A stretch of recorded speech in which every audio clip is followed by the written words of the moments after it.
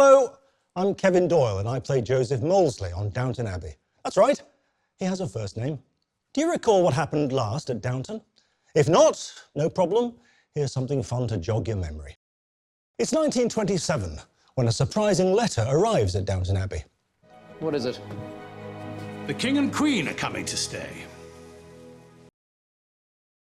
In 2 weeks' time, King George V and Queen Mary will be visiting Downton Abbey during a royal tour. Short notice that puts everyone in a frenzied state. A royal luncheon, a parade, and a dinner. I'm going to have to sit down. Upstairs, always practical Lady Mary worries about the expense of it all. Won't you help me? I feel I'm pushing a rock uphill. I'll be there in the morning, my lady. Don't you worry. You're a treasure, Carson. That's all there is to say. And when family matriarch, the Dowager Countess, learns that the Queen's lady-in-waiting is none other than Maud Bagshaw, an estranged relative whom she believes unjustly inherited the Brompton estate, rightfully due her son, Lord Grantham, well, she does what she does best. Starts plotting to get the estate back. What could we do? Challenge the will. On what basis? Undue influence. But how could you know that, and how would you prove it? We'd find a friendly judge. Friendly or corrupt? Whichever does the trick. The royal visit brings pomp and circumstance to Downton, as well as an unpleasant royal staff determined to remove Downton servants of all their duties.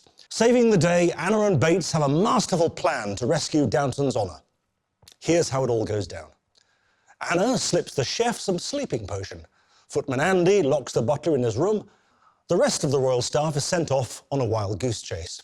And the overjoyed Downton staff, including the extremely giddy royalist Mr. Molesley, step back into their roles and restore honour to the house. It is the Downton Abbey staff who are serving you this evening. You must give our compliments to Mrs. Patmore and all the staff. With pleasure, Your Majesty. Downstairs, assistant cook Daisy wavers on her wedding date to Andy. So when the local plumber shows up looking like a cinema star, Andy breaks out in a jealous rage, almost ruining the royal visit. But good news! Turns out Daisy likes that kind of passion in a man and agrees to finally set a date. Lady Edith, now married to Bertie Pelham, the Marquess of Hexham no less, has wonderful news of her own. She's expecting her second child. Hurrah! Finally, there's good news for Tom Branson as well, who's instantly smitten with Maud Bagshaw's maid, Lucy Smith. I have such a feeling that you can understand what's going on inside my head. Turns out Lucy is not just a servant, but the illegitimate daughter of Maud Bagshaw.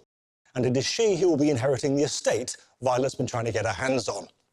Meanwhile, having less fun at the ball is Lady Mary, struggling to find a reason to keep Downton going in this fast-changing modern world. Then her granny provides her with one. Violet is very sick and expects Mary to take over the reins. Our ancestors lived different lives from us, and our descendants will live differently again, but Downton Abbey will be part of them.